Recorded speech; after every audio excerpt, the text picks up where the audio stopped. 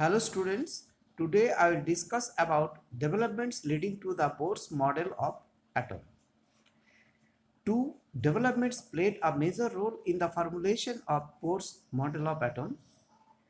These were dual character of the electromagnetic radiation, which means that radiations possess both wave-like and particle-like properties. Second one, experimental results regarding atomic spectra. Now, we will discuss these two following points today.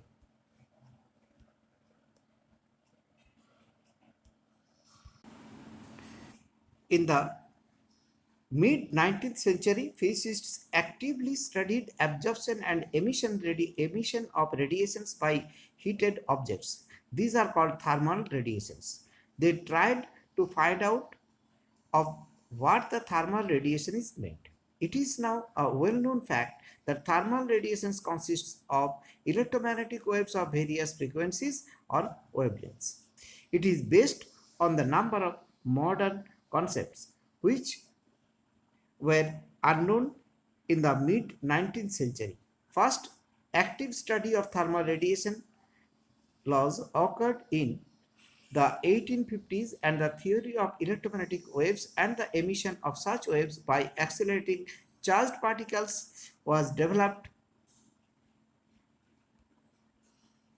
in the 1870s by James Clerk Maxwell.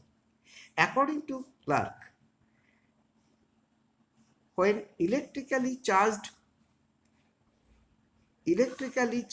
particles move under acceleration, accelerating electrical and magnetic fields are produced and transmitted.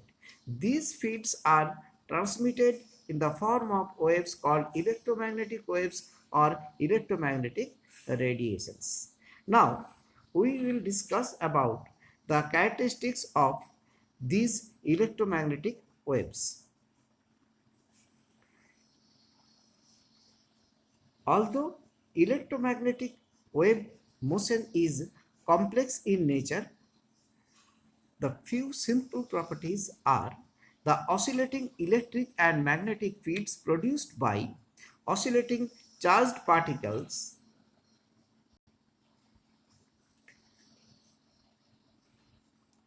are perpendicular to each other, and both are perpendicular to the direction of propagation of the wave. Simplified picture of electromagnetic wave is shown in figure 2.6. This is electromagnetic field components. One, electric field red line, magnetic field blue line, and the direction of propagation black x-axis. Now, point number 2. Unlike sound waves or waves produced in water, electromagnetic waves do not require medium and can move in vacuum also. Number 3. It is now well established that there are many types of electromagnetic radiations which differ from one another in wavelength and frequency. Wavelength or frequency and wavelength or frequency. Different regions of spectrum are identified by different names. Some examples are radio frequency region around 10 to the power 6 Hz used for broadcasting, microwave region around 10 to the power 10 Hz used for radar, infrared region around 10 to the power 13 Hz used for heating, ultraviolet region around 10 to the power 16 Hz a component of sun's radiation. The small portion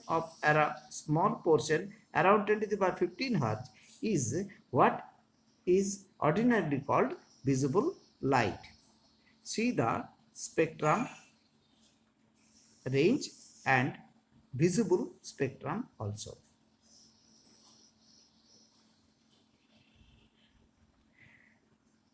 Now, different kinds of units are used to represent electromagnetic radiation. These radiations are characterized by the properties named frequency and wavelength. SI unit of frequency nu is Hertz according to Heinrich Hertz. It is defined as the number of waves that passes a given point in 1 second. In vacuum, all types of electromagnetic radiations, regardless of wavelength, travel at the same speed, 3 into 10 to the power 8 meter per second. This is called speed of light and is given by the symbol small c, the frequency nu and wavelength lambda, and they are related as c equal to nu into lambda. To calculate certain numericals on this formula, we will see problem 2.3, 2.4 and problem 2.5. Now we will discuss about particle nature of electromagnetic radiation, Planck's quantum theory. Some of the experimental phenomena such as diffraction and interference can be explained by the wave nature of the electromagnetic radiation. However, following are some of the observations which could not be explained with the help of even the electromagnetic theory of 19th century physics, that is classical physics. What are those? Number one, the nature of emission of radiation from hot bodies, that is black body radiation.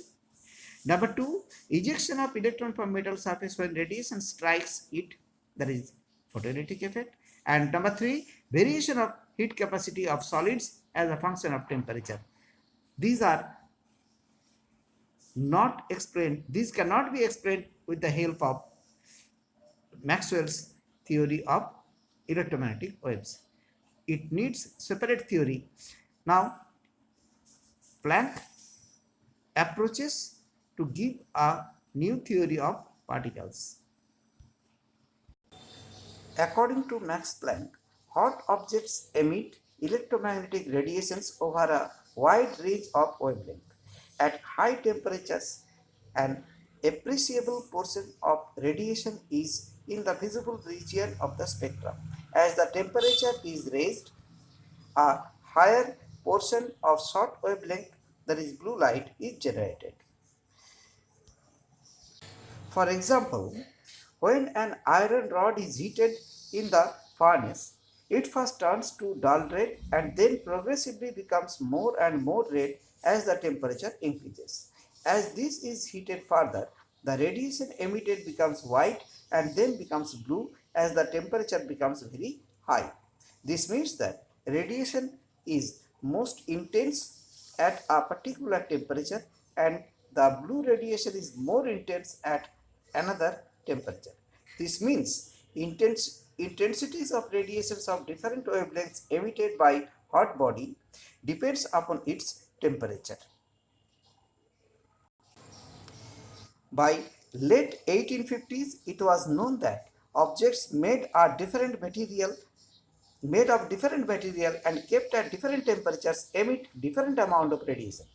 Also, when the surface of an object is irradiated with light, that is electromagnetic radiation, a part of radiant energy is generally reflected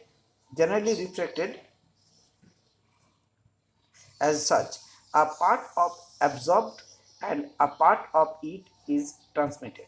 The reason for incomplete absorption is that ordinary objects are, as a rule, imperfect absorber of radiation. An ideal body which emits and absorbs radiations of all frequencies uniformly is called black body, and the radiation emitted by such a body is called black body radiation. Furthermore, a black body is in thermal equilibrium with its surroundings. It radiates some amount of energy per unit area as it absorbs from its surrounding in any given time. The amount of light emitted, that is intensity of radiation from a black body, and is its spectral distribution depends only on its temperature. At a given temperature, intensity of radiation emitted increases with the increase of wavelength, reaches a maximum value at a given wavelength and then starts decreasing with further increase of wavelength as shown in the figure 2.8. X-axis wavelength, y-axis intensity. But the results of the above experiment could not be explained satisfactorily on the basis of wave theory of light. Hence, according to Max Planck,